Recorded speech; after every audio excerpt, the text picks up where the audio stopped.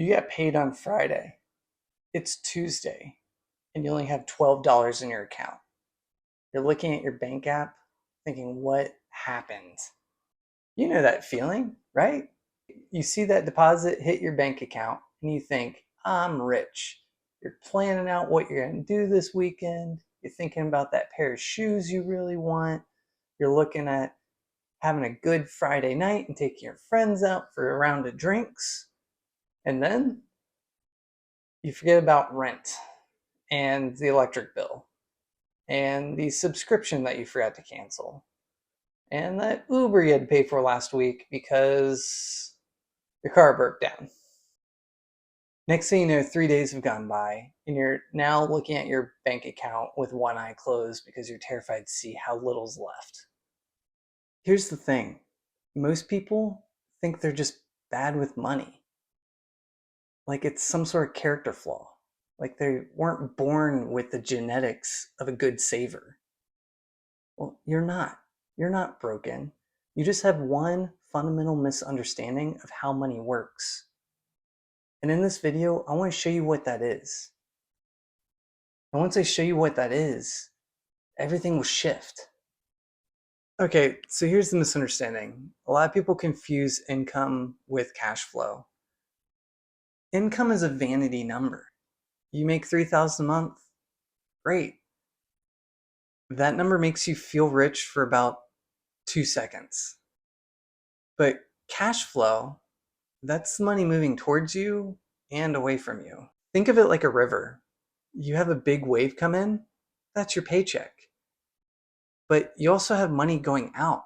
You have rent, food, subscriptions, that thing you bought on Amazon at 2 a.m. The problem is most people see that $3,000 wave come in and they think, I have $3,000.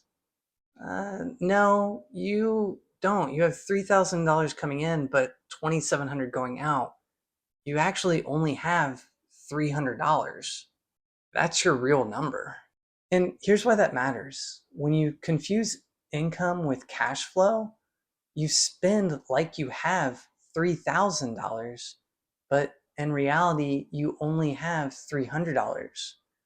Your spending habits are based off your vanity number, not reality. I did this for years. Paycheck would come in, I'd spend like I was rich. And then a week later, I'd be wondering why I could only afford ramen noodles for dinner. It wasn't because I was irresponsible. It was because I was looking at the wrong number. Okay, pause. Real quick, do you know exactly how much money left your checking account last month? Not just the big stuff, not just rent, car payment, but everything. Every subscription, every coffee, every random thing you bought on Amazon. Do you know exactly every dollar that left your account last month? Most people don't, and that's the problem. And that's what we're about to fix. So here's what most of us do. I know it's what I did. We have one big account that all of our money goes in. Your paycheck, the money from your side hustle goes in it, the birthday money you got from your great aunt goes in it. It all goes into one big mixing bowl. And the moment that you see money in that account, your brain thinks, I'm rich.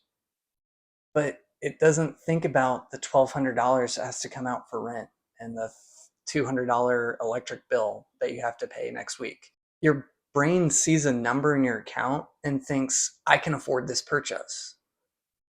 That's not a discipline problem, that's a design problem. So here's the fix. It's so simple, you'll be annoyed someone didn't tell you this sooner. Separate your money. You need different accounts, or at a minimum, different buckets for different purposes. One for fixed cost, one for savings, and one for fun money. The moment money comes in, it gets divided automatically. Not at the end of the month when you're trying to figure out what's left, but on payday, automatically divided into your different buckets. Because here's what happens when you separate your money. Say your fun money account has $200 in it, that's what you can spend. Not $3,000, just $200. When your fun money account goes to zero, That's it. You're done spending on fun. No guilt, no consequences, just a clear boundary of what you can spend on fun. This is not about willpower. This is about system design. You design the system once and it works for you forever. Quick break from Money Talk. If this is making sense to you, please hit subscribe. I'm building this whole channel around making personal finance understandable and attainable. No jargon, no gatekeeping, just how stuff works. I'm posting a video every week. Let's get back to it. Okay, so let's boil this down into 3 things you can actually do. Not someday, not when you have more money, like this week, what you can do. Number 1, you need to track how much money you're spending. Not what you think you're spending, what you're actually spending. Pull up your bank account statements and go through all the transactions and figure out exactly what's leaving your accounts. And break it into your different buckets. Fixed costs, food, subscriptions, random stuff. You can pick the buckets as you please. And you don't really need a fancy app to do this. A simple Google spreadsheet works. In fact, I made a really easy one for myself, and I'll link it in the description below for free. Number 2, separate your savings. Most banks let you open up a separate account in minutes online. I personally use Ally with their various buckets. And the key is, as soon as your paycheck hits, have it automatically distribute certain percentages to all your varying buckets. It's completely out of sight, out of mind, and it moves before I have a minute to spend a dime of it. Number 3, automate your willpower to invest. Set up automatic transfers as soon as you get paid to move money into a brokerage account to start investing for your future. Even if it's only $20, it's the habit that counts. You can grow it later as you become a more disciplined saver. The important thing is setting up the system that will allow you to grow your wealth. Here's the thing I want you to be able to take away from this. Being good with money isn't some personality trait. It's not that some people have it and other people don't. It's just a system that you set up and you automate. The people that seem like they have it all figured out, they're not smarter than you. They're not more disciplined than you. They just took the time to set up a system that is automated and does all the heavy lifting for them. And that's something you can do too. You just need to follow those 3 simple steps. And you'll be amazed at where that's going to take you in 3, 4, 5 years. I know I am shocked at how much that's changed my life once I set up these systems. It's been a total game changer. And the best part is, you don't need to make more money to start.